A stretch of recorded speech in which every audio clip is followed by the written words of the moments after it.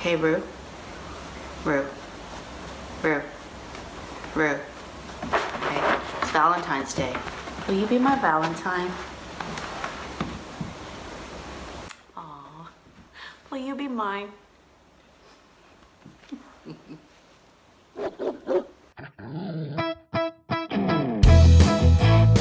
It's not a real fire. It can't burn you. Fake fireside chat. Hey everybody, it is Tracy here from Beyond Obedience, and it is time once again for Fake Fireside Chats with Tracy and Rue. Today we are going to be continuing our discussion about puppies. Oh my goodness, I get so many questions about puppies, and why not? I mean, it's an important topic, right? This is the fundamental time that you have to create the pet of your dreams. The dog of your dreams happens in this very first year of development. So, hey, if you want to know more about it, let me know. But today we're going to talk about a fun little tip / trick that I used for my puppies. And what it does is almost magical, okay? It's like a magic trick. All right, there's a little bit of work to get to this point, but once you get this, oh my gosh, has it ever become a really fun game. So here it is. The tip is you're gonna teach your dog the how do I get my human to do blank game. All right, essentially what this is, it's like reverse psychology. You are going to get your puppy to believe that they are figuring out how to train you, the human, right? Now, I know a lot of people originally are resistant to this. They're like, wait a minute, I'm supposed to train the puppy. The puppy doesn't train me. I thought you said, Tracy, that you have to keep track on all of these things and make sure that your dog isn't training you. Yes, I did say that, but it's kind of a game, okay? So hear me out.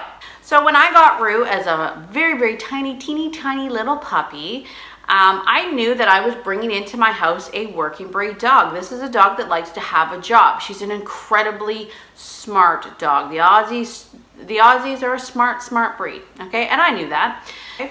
So what I did is the very first time she came into my house and I had to feed her, right? She comes into my environment. She now knows nothing about what to expect here, right? This is the best time to do this. The moment that you bring your puppy into your home, they're immediately going to say, what is expected of me here in this new environment? They won't know, and they're going to test things. My puppy's response to food being poured into a food bowl was probably typical of most puppies, right? If you get a puppy that was part of a litter, right, and it had siblings, they start off at a very, very young age fighting for food. I've had the opportunity to watch puppies nursing. It can get brutal. You'll see puppies kick other puppies out of the way. They'll wrestle for position on their moms. I mean, it can get pretty nasty. And this sort of keeps going even after you wean them off the mother and you start introducing kibble and that sort of thing. The idea of fighting for food is something that is very innate to them, right? So what happens is puppies will get an excitement trigger around food.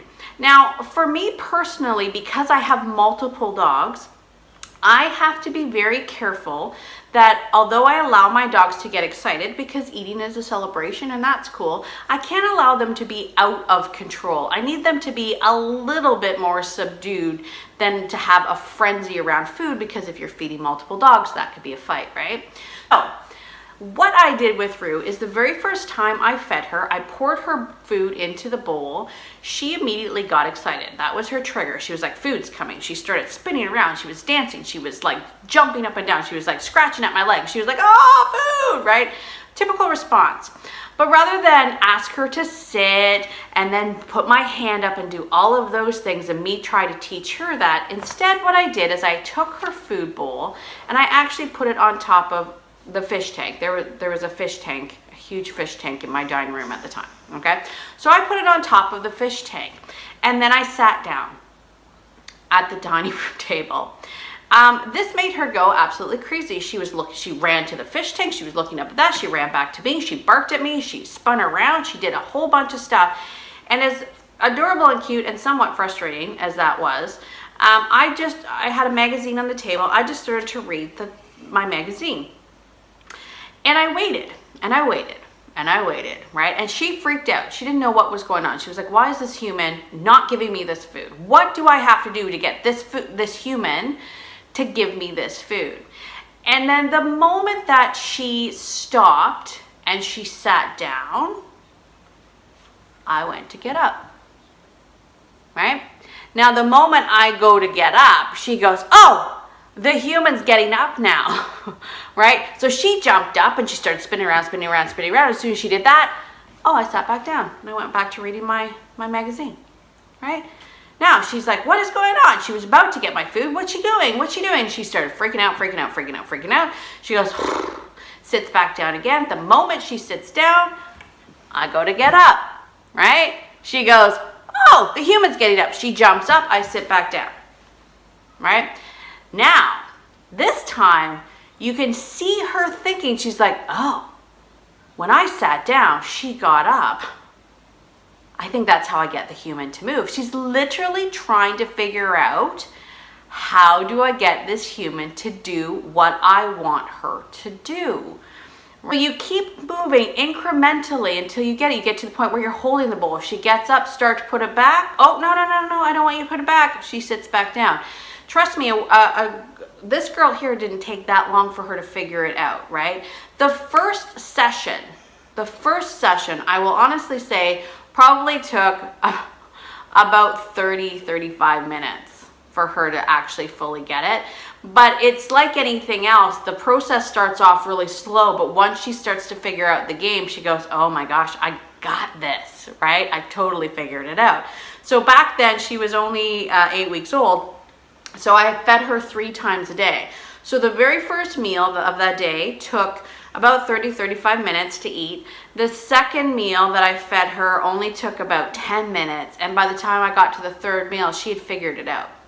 So she had figured out this game in a day. She was like, I get it. The only way I get the food is if I sit down here calmly and quietly and wait. Right? How cool is that? And that is done with 0 talking. No talking. No verbal commands.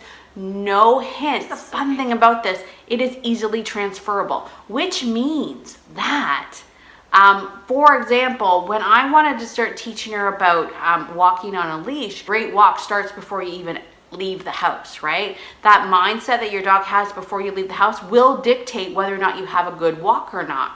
So I use that exact same game for the excitement that happens over the leash, right? She would get all excited. She'd see me grab the leash off the hook by the door, and she'd go, oh my gosh, we're going for a walk, we're going for a walk. And I go, oh, nope. And I put it back on the thing and go and sit down. And she went, oh, I already know this game. So then I get up, I go to get the leash. She just sat down. She's like, cool. I'm cool, I understand this game, right? And I was able to transfer this type of training to a lot of different aspects of her life, which makes it really, really easy. And to the dog, they really truly believe that they're training you. How do I get this human to take me for a walk? How do I get this human to give me my food? How do I get this human to allow me to do this, right? How do I get this human to do, right? Allow your dog to think they're training you, and before you know it, you'll have a really well-trained dog. All right? I hope that helps. If you have any questions about this or any of the other tips here on Fake Fireside Chats, please feel free to send me a message. And I, as always, will see you next week on